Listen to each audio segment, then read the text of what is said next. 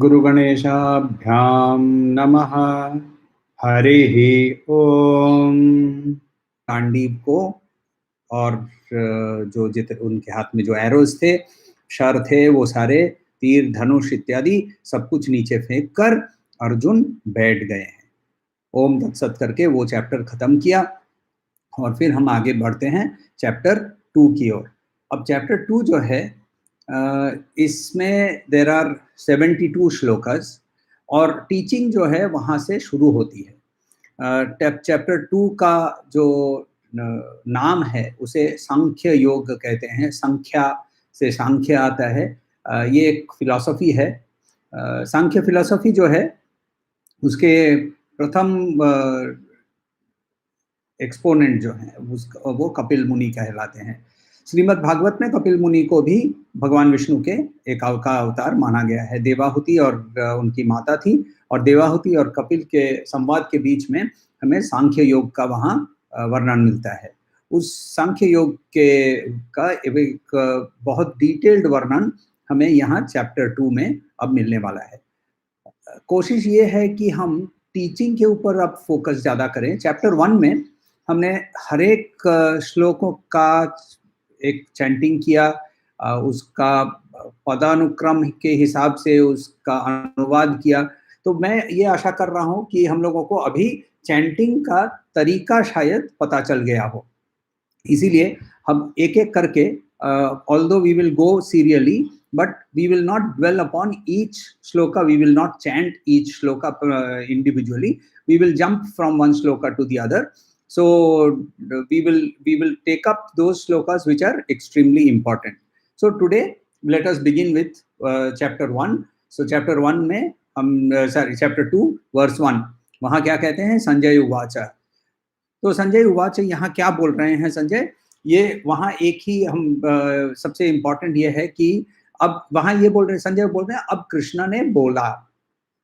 तो वर्स 1 में एक कृष्ण ने बोला, ये इतना ही बोल रहे हैं, मगर इसमें एक बहुत इम्पोर्टेंट है कि आप यदि पहला लाइन पढ़ें तो वहाँ अश्रुपूर्णा, ये उन अर्जुन के वहाँ एक क्लाइमैक्स ही जाता है, तब तक आगे बढ़ना इम्पॉसिबल है in especially in the spiritual line. So therefore ये वहाँ बहुत क्लियरली हमें ये डिस्क्राइब किया गया है कि उसके अंदर में वो climax of desperation, climax of confusion, climax of the sorrow has come about over there. तो उसके बाद वर्स 2 में हमें एक से शुरू करते हैं। तो वहाँ चैंटिंग से पहले शुरू कर लें। श्री भगवान उवाच। तो श्री भगवान उवाच कुतस्त्वाकश्मलम् इदं विषमे समुपस्थितम् अनार्यजुष्टमस्वर्ग्यं मकीर्तिकरमर्जुन। कुतस्त्वाकश्मलम् इदं, ये बोल रहे हैं कि ये अचानक ये जो इल्यूजन है तुम्हारे अंदर में, ये अचानक से कहाँ से पैदा हुआ, और वो भी विश्व में, इस मोमेंट ऑफ क्राइसिस में अचानक से कैसे ये पैदा हुआ। उसको वो एक अपील कर रहे हैं, कृष्ण यहाँ एक अपील कर रहे हैं कि तुम ऐसा करने से, तुम हाथ से गांडी फेंक देने से, तुम हाथ से तीर फेंक देने से, तुम ऐसे बैठ जाने से, और वो भी ऐसे मोमेंट ऑफ क्राइसिस पे करोगे तो ये कार्य अनार्य होगा, तुमको स्वर्ग का लाभ नहीं होगा, और तुम्हारी कीर्ति पर धब्बा लगेगा। तो एक जनरल अपील है, ये एक जनरल सो कॉल्ड मोटिवेशनल एक सेंटेंस है कि you will be ridiculed, you will, या और एक है इसके अंदर में कि अर्जुन का एक नाम था, one of his names is Bibhatsu, he who cannot do anything which is bad. तो अभी ये अकीर्ति और ऐसा जो इनफेमस काम कर लेगा तो तुम्हारी कीर्ति पे, तुम्हारा नाम जो है विभत्सु, इसके ऊपर भी धप्पा लगेगा, स्वर्ग का लाभ नहीं होगा, तुम अनार्य कहलाओगे।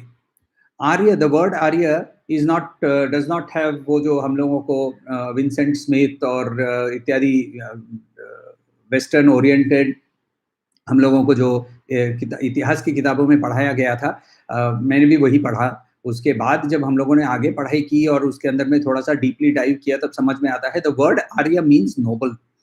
It does not indicate a particular race.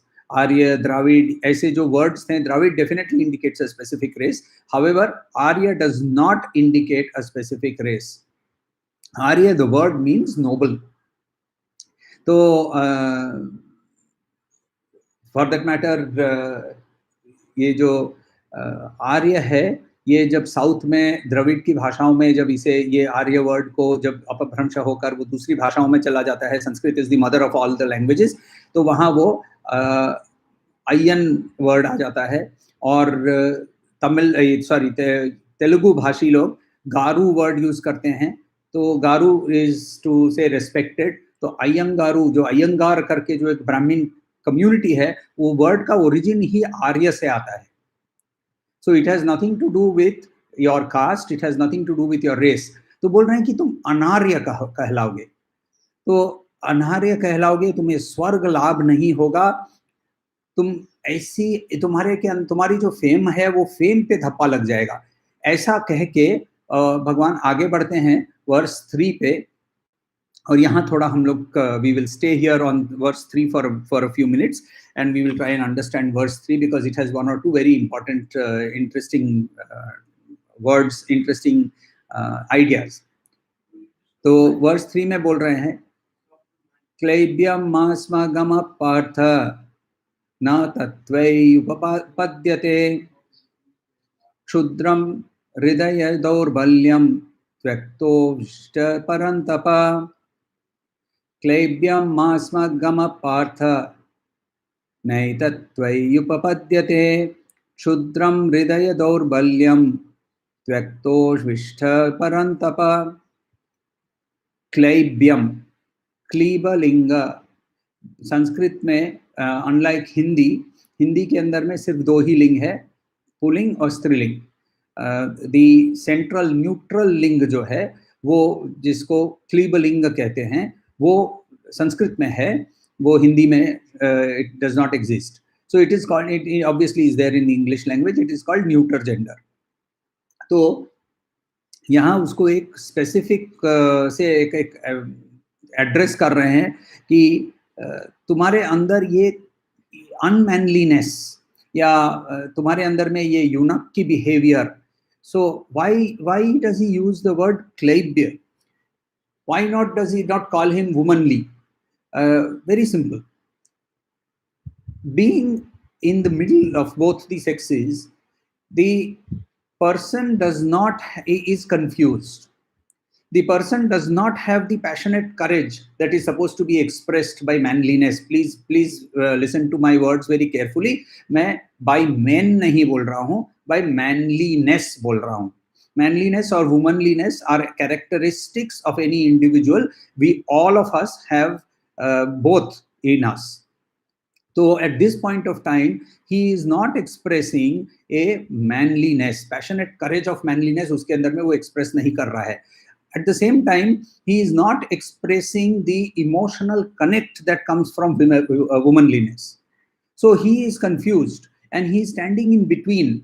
And therefore, उसे specifically एक word use कर रहे हैं क्लैब्यम, और वो जो word use कर रहे हैं, it also has a certain amount of background to it.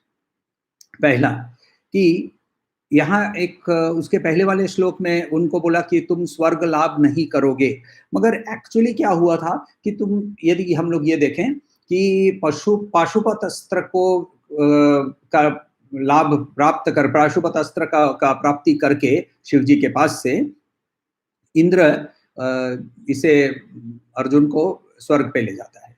स्वर्ग पे जब वो जाता है, यानी वो सशरीर स्वर्ग देखकर आया हुआ है, उसके बाद भी अब बोल रहे हैं कि एक्चुअली तुम स्वर्ग में जाकर वास नहीं कर पाओगे, वो तो वहां तुम as a visitor, as a tourist गए थे. This is like saying that you will be allowed to take a tourist visa and go to the US, but we will not allow you to stay there beyond 6 months. So exactly the same way, he went with a tourist visa. Now after the tourist visa has come back and now he applies for permanent residency, he applies for green card, तो वो green card तुम्हें भैया नहीं मिलेगा, क्योंकि तुमने ऐसा कार्य किया है जिसके कारण तुमको स्वर्ग लाभ नहीं हो सकता है। मगर तुम जब स्वर्ग गए थे तब क्या हुआ था? तो तब क्या हुआ कि वहां वो he was made to kill the नाती थी, उसको उसने मारा पाशुपत अस्त्र को यूज करके। पाशुपत अस्त्र को यूज करके उसने जब मारा तो उसने उधर फिर he enjoyed the stay of he enjoyed the stay in Swarga for some time. Now during this period he also Urvashi also fell in love with him. तो उर्वशी ने उसको कहा कि please come, we will live together as long as you are here in स्वर्ग। Urvashi was actually was the wife of one of his forefathers. That's a different story. We will not get into that story right now. वो लंबी story हो जाएगी। However, उसने कहा कि तुम मेरी माँ समान हो और इसीलिए मैं तुम्हारे साथ नहीं सो सकता हूँ, मैं तुम्हारे साथ तुम्हारा सेक्स पार्टनर नहीं बन सकता हूँ।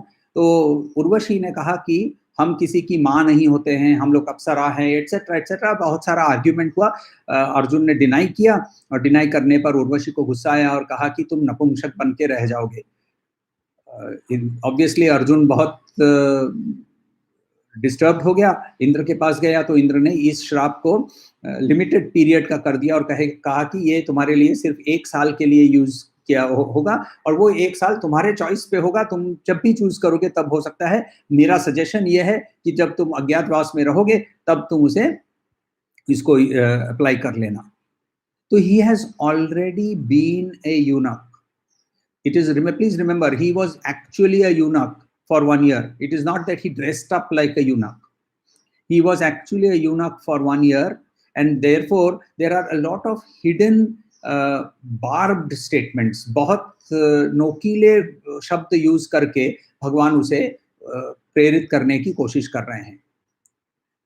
तो ये बोल रहे हैं कि तुम्हारे अंदर में हृदय के अंदर में ये दुर्बलता जो है ये अचानक से क्यों पैदा हुई है, और अब उसको वापस मोटिवेट करने के लिए परंतप करके उसका वर्ड यूज करते हैं। 5-6 बार हम लोगों को परंतप वर्ड उसके लिए मिलेगा। परंतप भी अर्जुन का और एक नाम है, जो अपने शत्रुओं का दमन कर सकता है, उसे परंतप कहते हैं। दूसरों के ऊपर वो भारी पड़ सकता है, वैसे लोगों को परंतप बोला जाता है। तो वो परंतप है, उसको तब उसका नाम अचानक से क्लेब एक तरफ बोलते हैं, फिर अचानक से बोलते हैं परंतप, यानी उसे मोटिवेट करने की कोशिश कर रहे हैं और बोल रहे हैं कि उठो, उत्तिष्ठ उत्तिष्ठ बोल रहे हैं, उठो, ये हृदय का दौर्बल्य जो है उसे त्याग करो, त्याग करके उठो। तो ये उठने के लिए कमांड है वहां।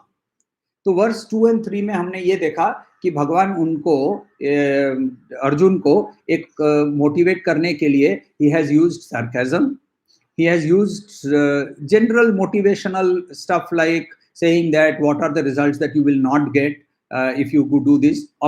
The opposite meaning also holds, that if you get up and fight you will be famous, you will be getting स्वर्ग, etc etc। तो ये सारा बोलने के बाद क्या होता है कि अर्जुन अब वापस अर्जुन के पास कन्वर्सेशन चला जाता है और वर्सेस 4, 5 and 6 जिसको हम लोग अभी जनरली हम लोग स्किप आउट करेंगे। तो skip out in terms of discussion skip out करेंगे, because essentially what is Arjun saying over there in 4, 5 and 6? He is saying that I still have so many excuses. I still have so many excuses. मेरे पास बहुत सारे excuses हैं।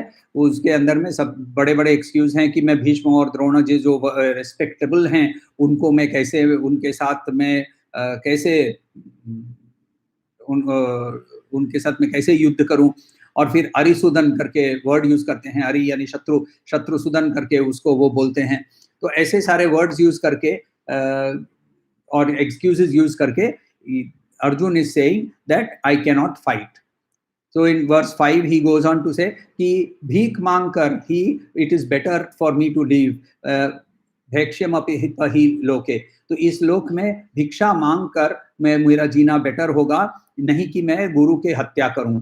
First word में बोल रहे हैं गुरुन हत्वा, तो गुरु के हत्या नहीं करके मैं तो रादर भीख मांग के भी रहने को तैयार हूं। ऐसे सारे जो एक्सक्यूजेस जो हमने चैप्टर 1 में देखे थे, ये हम लोगों ने देखा। चैप्टर 6 वर्स 6 में जब पहुंचते हैं तो वहां वो बोलते हैं कि मुझे यहाँ देखिए, अब पहली बार वो वापस एक कंफ्यूजन का स्टेटमेंट वापस कर रहे हैं। ये बोल रहे हैं यहाँ कि I don't know what is good, कि मैं उनके हाथ से मर जाऊं या फिर उनको मार के मैं राज करूं, और ये मुझे नहीं समझ में आ रहा है।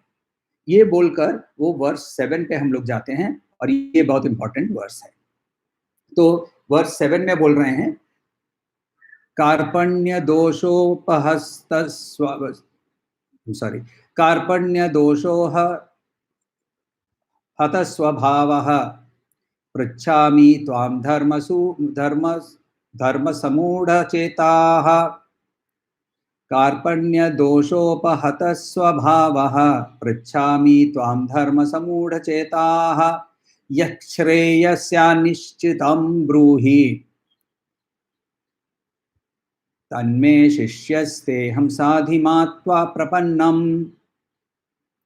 कार्पण्य दोषोपहत स्वभावः पृच्छामि त्वां धर्मसमूढचेताः यत् श्रेयस्यानिश्चितं ब्रूहि तन्मे शिष्यस्तेऽहं साधिमां त्वा प्रपन्नम्। कार्पण्य दोष, कार्पण्य दोष जो वर्ड है, इसके अंदर में दो वर्ड्स का एक प्ले हो सकता है। एक की कृपा का जो दोष है वो उसे कार्पण्य दोष बोल सकते हैं, मगर कृपा जो है वर्ड, इससे और एक वर्ड ओरिजिन करता है जिसका नाम है कृपण। कृपण का मतलब माइजर, he who does not want to give up anything. Now very interestingly, he is calling himself a miser, क्योंकि he has this sense of these are mine, these relationships are mine, this name, this fame is mine, and I do not want to give it up. तो ये कार्पण्य दोष से मेरा स्वभाव completely confused हो गया है, कंप्लीटली वीक हो गया है। तो ये जो वीकनेस है, उपहत स्वभाव, तो अब मेरा जो स्वभाव है वो पूरा कंप्लीटली सराउंडेड हो गया है, और उसके किससे सराउंडेड हो गया? ये कार्पण्य दोष से। तो कार्पण्य दोष से जब मुझे मेरा स्वभाव ये it has been surrounded, it has been conquered by my natural self has been conquered, तो मैं ये तुम्हें पूछ रहा हूँ, पृच्छामि। तो और क्या पूछ रहा हूँ? ये पूछ रहा हूँ कि यत् श्रेयस्यानिश्चितं ब्रूहि तन्मे, मेरे लिए श्रेय क्या होगा? यत् श्रेय क्या होगा? श्रेय एंड प्रेयस और श्रेयस, ये जो वर्ड्स हैं, shreyas obviously means that which is good. प्रेयस और श्रेयस का जो सबसे बड़ा डिस्कशन है वो कठोपनिषद में है, जिसमें नचिकेत के साथ यमराज दोनों के बीच में एक डिस्कशन होता है। तो we will not get into Kathopanishad at this point of time. However, we must understand that the two words are very important. Shreyas is that which is good for me. Preyas is that which gratifies my instant need or my instant want at this point of time. आज की भाषा में क्या है? Preyas is what is we call instant gratification, and Shreyas will be delayed gratification leading to greater happiness. So ये श्रेयस मेरे लिए क्या अच्छा होगा, और निश्चितम बोल रहे हैं कि therefore what will be a long term happy, what is good for me in the long term, ये तुम मुझे बताओ। तो ये बोलकर लास्ट लाइन में क्या बोल रहे हैं? ये बोल रहे हैं कि शिष्यस्तेऽहं साधिमां त्वा प्रपन्नम, he declares himself to be a disciple. He declares himself to be a disciple and he says कि ये जो डिसाइपलनेस का वर्ड है, ये जब तक वो एडमिट नहीं करता है, जब तक वो ये नहीं क्लेम करता है, बोलता है कि मैं तुम्हारा शिष्य हूं, तब तक टीचिंग नहीं होती। तब तक क्या हो रहा है? तब तक ये जनरल लेक्चर भी हो रहा था, उसके कंफ्यूजन की एक्सप्रेशंस हो रही थी। So what happens over here is that I have to ask for knowledge if I have to get it. And उसमें देखिए लास्ट वर्ड बोलते हैं प्रपन्नम। प्रपन्नम का मतलब होता है I surrender unto you. And unless that surrender to the teacher happens, please understand, when we say that we need to surrender to the teacher has to take on that responsibility of being a true teacher. It is not that there is somebody who sits on a chair and therefore becomes a teacher. Teaching has to come only when the student asks for that teaching. That is the first learning over here. So unless we go out and seek knowledge, हम जब तक जाकर knowledge मांगते नहीं हैं, और किससे मांगना है? उपयुक्त व्यक्ति से मांगना है। ये नहीं कि हम किसी से भी नॉलेज मांगते रहें और हमें जो भी मिलेगा वो नॉलेज है। वो शायद नॉलेज है, वो knowledge is possibly useful but may not be leading us to the right solution that we are looking for for that particular problem. So when we have a particular problem, it is very important for us to find the person who will have a solution, and it is very important for us to surrender to that person. That means that we have to give up our ego. Surrender does not mean to go and lie down at his feet and hold his feet and say, I surrender unto you. It just means a very simple thing of saying that, boss, you know more, and therefore, please teach me. Therefore, please teach me. Shadhi mam tva prapannam. Shadhi mam. Please give me instructions. तो ये जब तक हम ये particular declaration of स्टूडेंटहुड नहीं करते हैं, तब तक it is very important, very clear, very difficult for any person to take on that role of being an actual student. So we go on from here and we look at verse number 8. So verse number 8 में again we will just skip over, accepting that we will have to understand what he is saying over here. तो यहाँ वो बोल रहे हैं कि मुझे देवलोक का भी यदि राज्य मिल जाए, लास्ट लाइन में बोल रहे हैं राज्यम सुराणामपि, तो देवलोक का भी राज्य मिल जाए, उसका निवारण नहीं हो रहा है, इतना भर गया है, एक सेंस ऑफ अर्जेंसी वहां क्रिएट कर रहा है। और करके वो बोल रहा है, वर्स नंबर करता है, बोलता है कि अब मैं नहीं लड़ूंगा, अब मैं नहीं लड़ूंगा। तो he has made a declaration कि he has taken a position कि मैं अब नहीं लड़ूंगा, but at the same time he is saying I am your student and please give me instructions. So he has accepted, he has given up his ego, but his problem is that of confusion. Is this not very similar to what we are in everyday's life?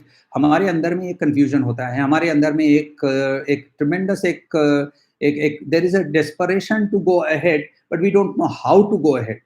And what stops us from going there is primarily our ego, our sense of I. So कार्पण्य दोष हमारे कृपा का मतलब है कि ये मेरा है, एक सेंस होना. And for those who are looking at devotion, it is very simple to understand this. Only one person, only one being can say that this is all mine, and that is the divine. And therefore, true kripa can only come from the divine. हमारे अंदर कृपा जो भी होगी वो हमारे अंदर में एक माई सेंस, माइनेस के अंदर से आएगी, and therefore there is a limitedness to this kripa. And therefore it is actually in real sense not even kripa, it is only कार्पण्य. कृपण लोगों के जैसे, माइजर के जैसे हमारी बिहेवियर होती है, ये मेरा है, ये मेरा है, भले वो मेरे relate. And hold it with the other hand, whichever hand you want to, and identify it. तो जब identify करते हैं तो क्या बोलते हैं? My thumb. If I say that it is my thumb, then obviously it is not me. Then I say fine, ये my thumb जो है, where is it attached? It is attached to my hand. Fine, therefore my hand is not me. Covered with what? My skin. Oh, so my skin is not me. तरीका समझ में आ गया? ये करते जाइए तो क्या होता है कि we reach a particular point and we understand this body that we are holding is not me. It cannot be me because I say it is my body. So if I say it is my body, then there is somebody who is owning this body. And this is very important for us to be here and say that it is, when you are asking for this knowledge, it is also important that we work for this knowledge. And therefore, when we have done the Shravanan, it is important for us to do the Mananan and do the Nididhyasan, to do introspection and to do deep meditation on each of the learnings that Sri Krishna is giving us through, and Arjun and Krishna के संवाद के अंदर में जो हम लोगों को 700 श्लोकों में मिल रहा है, इसके ऊपर में हम लोगों को मनन और निधिध्यासन करना बहुत important है. और एक one of the ways of doing this, one of the teachings is that we lose this sense of my-ness by doing these small, simple meditations that we are talking about.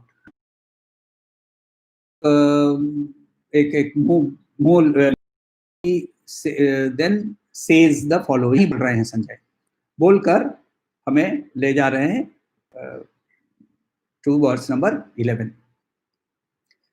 Verse number 11, Sri Bhagavan Uvacha Ashotyanandastvam Pragyavadamscha bhashase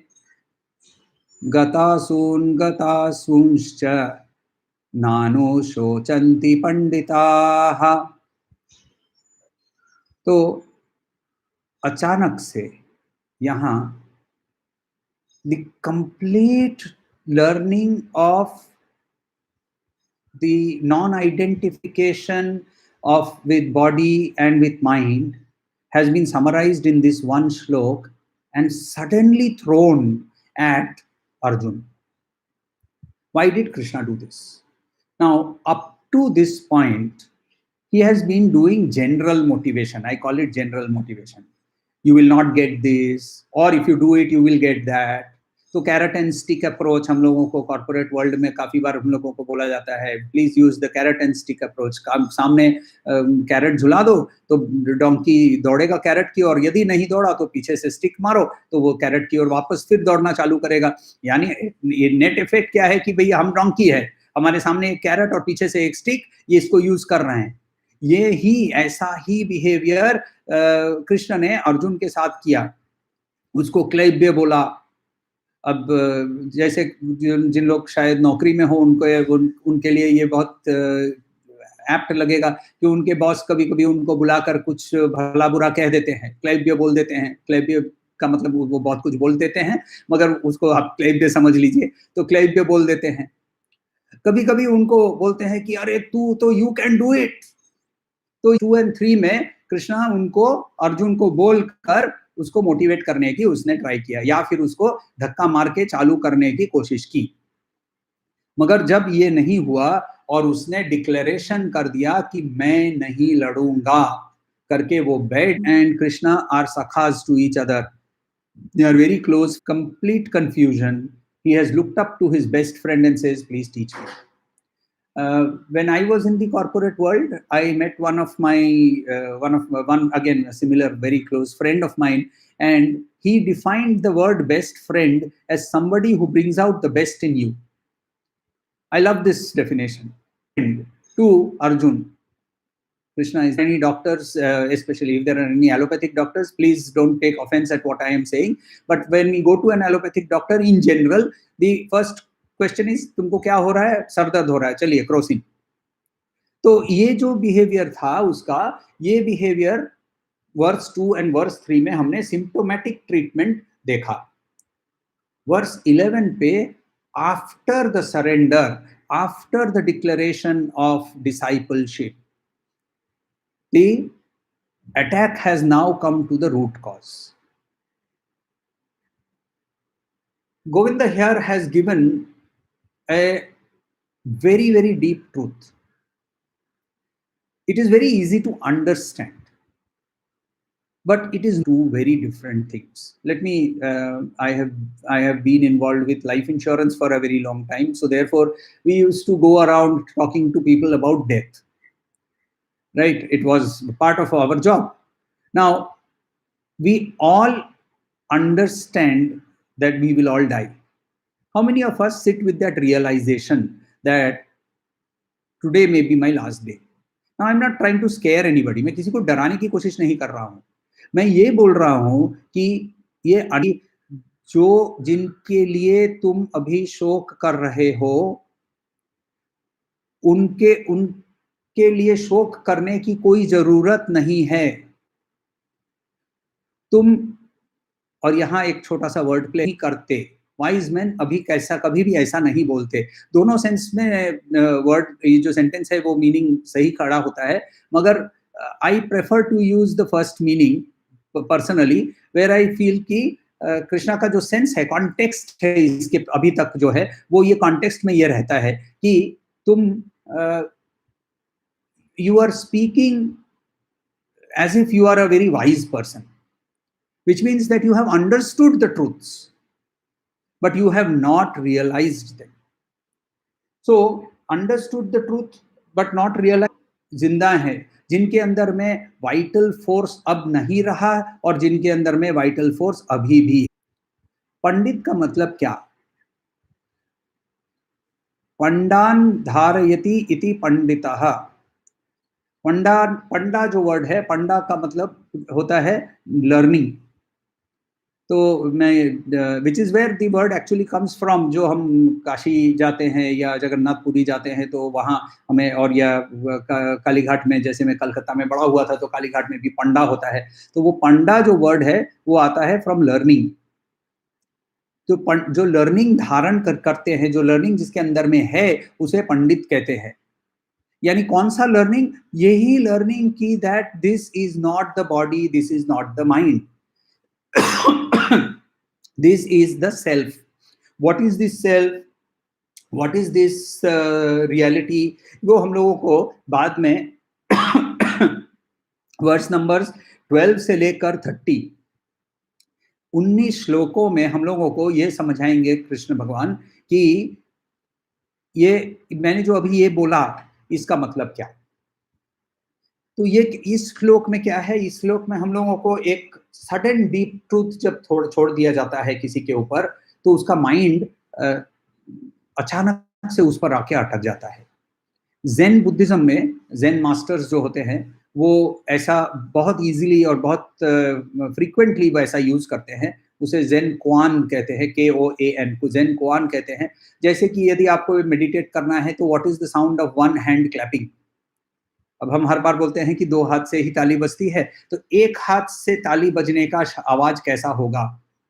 इस पर यदि आप मनन करने बैठे हैं तो naturally क्या होगा? आपका माइंड वहां जाकर अटक जाएगा and you reach a particular point of crossing the mind and becoming mindless. This does not mean that your mind, you have become mindless in terms of having no mind, but you have managed to still your mind. It has now become a tool that you can use rather than it being your own master. He was very taciturn. He didn't use too many. Turn off the electricity by putting off the main switch. Can you turn off your mind? Until you cannot, then that mind is ruling of how you are doing, what you are doing, how you are behaving. So to achieve that state where the mind, you have crossed the mind and you have been able to now use it as a tool, so that is where this deep truth has been thrown suddenly.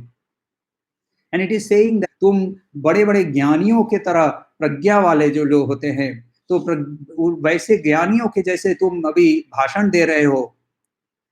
पंडित तो लोग तो ये जो मर गए हैं और जो जीवित हैं, किसी के लिए भी दुख नहीं करते हैं. Actually, all of us live with 2 types of delusion.